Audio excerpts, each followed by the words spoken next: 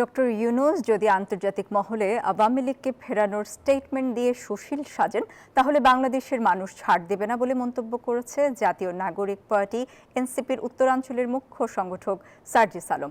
বুধবার বিকেলে মালিগাঁও তেঁতুলতলায় দুর্গা মন্দির পরিদর্শন শেষে সাংবাদিকদের এই কথা বলেন তিনি। আরও বলেন, জুলাই অভ্যুত্থান পরবর্তী যখন আওয়ামী লীগ নিষিদ্ধে রাজপথে নামতে হয় তা ছিল অন্তর্বর্তী সরকারের ব্যর্থতা।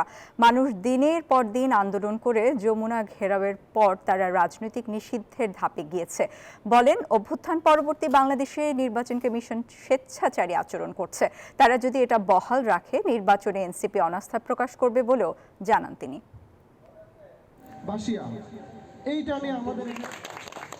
মানুষের এত রক্ত বিসর্জন, সবকিছু প্রাণ বিসর্জন ভুলে গিয়ে নিজের ইমেজের চেক অ্যান্ড ব্যালেন্স করার জন্য তিনি সুশীল সাজতে শুরু করেন এবং সব এই অভ্যুত্থানের মতো এত বড় একটা বড় ঘটনা ভুলে গিয়ে তিনি যদি এই স্টেটমেন্ট আসলে দিয়ে থাকেন যে আওয়ামী লীগ আবার কার্যক্রম আবার সচল করা হতে পারে, তাহলে আমরা শুধু একটা কথাই বলি, বাংলাদেশের মানুষ ছাড় দিতে পারে কিন্তু ছেড়ে দিবে না। বান্ডেল থাকলে প্রতি সেনমানিতে টাকা বাঁচবে। বিকাশ সেনমানি বান্ডেল কিনে জিতুন প্রতি লেনদেনে।